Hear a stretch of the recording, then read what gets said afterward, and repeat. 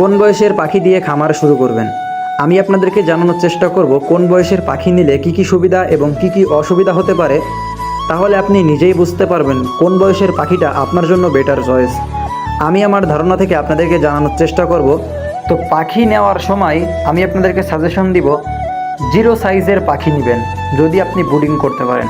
আর যদি আপনি ব্রুডিং করতে না পারেন তাহলে আপনি ফুল ব্রুডিং কমপ্লিট 14 থেকে 15 দিনের বাচ্চাটা নেবেন। আর যদি মনে করেন যে না, আমি অ্যাভারেজ পাখি নিব না, পুরুষ মহিলা একসাথে পাখি নিব না, মেয়ে পাখি বাছাই করে নিব, তাহলে আপনাকে 30 দিনের পাখিটা নিতে হবে। তো এখানে আমি 5 দিন বা 10 দিনের বাচ্চার কথা বললাম না, কারণ 5 দিনের বাচ্চা নিলেও আপনাকে ব্রুডিং করতে হবে। তাহলে 5 দিনের বাচ্চা না নিয়ে আপনি আরও অনেক কম দামে পেয়ে যাবেন জিরো বাচ্চাটা, বা 1 দিনের বাচ্চা নেন। এবার আমি 10 দিনের বাচ্চার কথা কেন বললাম না, কারণ 10 দিনের বাচ্চা ফুল ব্রুডিং কমপ্লিট হয় না। তো 15 দিনের বাচ্চাটা নিলে ওটা ফুল ব্রুডিং কমপ্লিট হয়।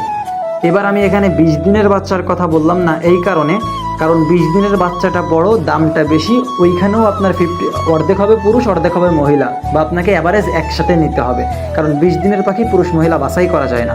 তাহলে বেশি দাম দিয়ে আমি 20 দিনের পাখি না নিয়ে ফুল ব্রুডিং কমপ্লিট করা বাচ্চাটা নিই।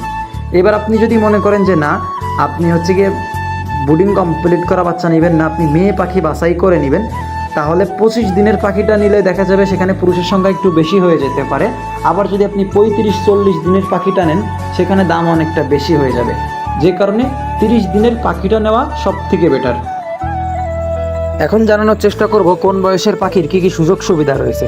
প্রথমত, জিরো বাচ্চা যদি আপনি নিজে ব্রুডিং করে ডিম পাড়া পর্যন্ত নিয়ে যান, তাহলে একটা 30 দিনের পাখি বা বড় পাখি কিনে যে পরিমাণ খরচ হবে তার থেকে প্রতি পিস পাখিতে 10 থেকে 15 টাকা কম খরচ হবে, এবং আপনার একসাথে অনেক টাকা ইনভেস্ট করতে হচ্ছে না। আপনি অল্প অল্প করে খাবার কিনে অল্প অল্প ইনভেস্ট করতে পারবেন। এবং এখানে কিছু অসুবিধা রয়েছে, যেমন আপনার ডিমে আসতে অনেকটা লেট হবে, এবং আপনি যদি ব্রুডিং করতে না পারেন তাহলে অনেক বাচ্চা মারা যাবে, এবং আপনার যদি পুরুষ পাখি বিক্রয় করার জায়গা না থাকে তাহলেও কিন্তু আপনি বিপদের সম্মুখীন হবেন। 15 দিনের বাচ্চার সুযোগ সুবিধা। 15 দিনের বাচ্চা নিলে আপনি যদি ব্রুডিং করতে না পারেন তাহলে ব্রুডিং কমপ্লিট করা বাচ্চা পাচ্ছেন, এবং 15 দিনের বাচ্চাটাও কম দামে পাওয়া যায়, যেমন 20 টাকার ভিতরে পাবেন। এবং 15 দিনের বাচ্চাটাতেও আপনাকে একবারে অনেক টাকা ইনভেস্ট করতে হচ্ছে না। এবং এখানে যে অসুবিধাটা রয়েছে সেটা হচ্ছে, আপনি পুরুষ পাখি যদি বিক্রয় করার জায়গা না থাকে তাহলে কিন্তু আপনি বিপদের সম্মুখীন হবেন। আর সব থেকে যেটা সুবিধাজনক বেশি সেটা হচ্ছে 30 দিনের পাখি। 30 দিনের পাখি মৃত্যুর হার নাই বললেই চলে, এবং পাখিগুলো যেহেতু বড় থাকে, খুবই সুস্থ সবল থাকে, এবং ওই পাখিগুলো অতি দ্রুত ডিমে আসে। তো এখানে আপনার পুরুষ পাখি বিক্রি করার কোনো ঝামেলা বা টেনশন থাকে না।